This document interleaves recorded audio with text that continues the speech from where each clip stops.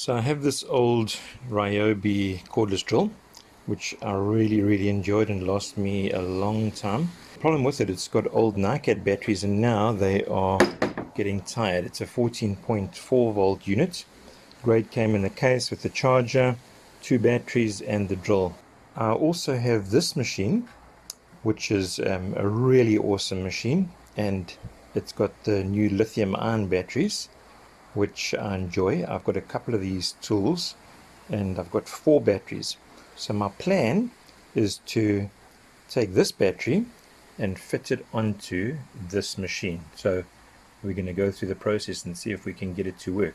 So the problem is that this is a 14.4 volt machine and this is an 18 volt machine. So my concern was that if I put the 18 volt battery straight onto the 14.4 volt machine, I was a bit concerned with the current and what would happen to the motor, and if I lose the drill, well, so be it.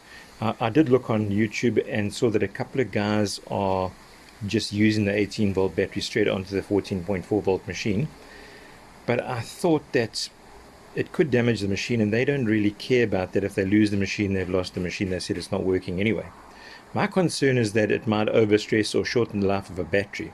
That's what my concern was. So what I've decided to try is to take, I'm thinking 4 diodes and put them in series with the 18 volt battery. That'll drop the voltage around about 15 volts that will be provided to the machine. So we're going to have a go at that and see if that works. So I've got this charger, that's a charger base which came with the 18 volt machine, which I don't really use anymore because I have a fast charger for it. So this charger though, the pins line up for charging, but as you can see, I've made another slot on the right of the right hand pin, and I'm going to move that pin out to there. My plan is then to mount this base onto this machine like this somehow, and then the battery should clip in. I've opened up the base here and you can see inside, that's all that there is, just the 2 pins and 2 wires going to the charging plug. No electronics at all inside here. So that's pin that the red wire is onto, I'm going to move that pin over to the new slot. And then, right, I've got the tab moved across. I managed to bend that little tab over on the red wire and just re-drill the hole, and so it's actually held in place with a screw. So now you can see the 2 pins are sticking through there, ready for the battery. I just need to maybe straighten up the one, and then we'll be good to go. So looking into the bottom of this drill, you can see the tabs where the battery connected to, and what I've done is I've taken a spade connector and I've connected it onto the one terminal already. I just straightened them out, they're a little bit bent. Just took some long nose pliers and straightened them out, and then I had a look on the top of the old battery to see which was positive and which was negative, and my brown wire is the positive, and I'll put a blue onto the negative side, and then I'll get my diodes in the right direction and let's test it.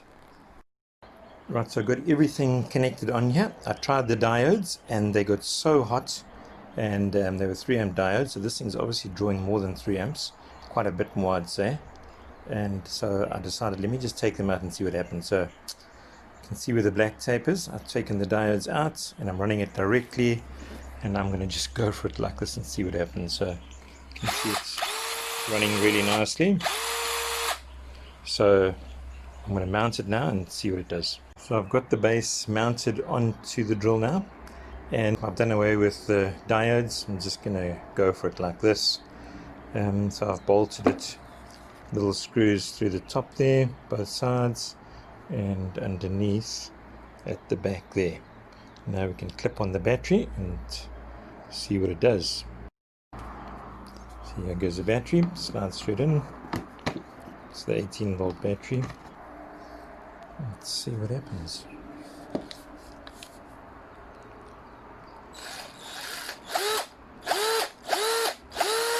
Perfect.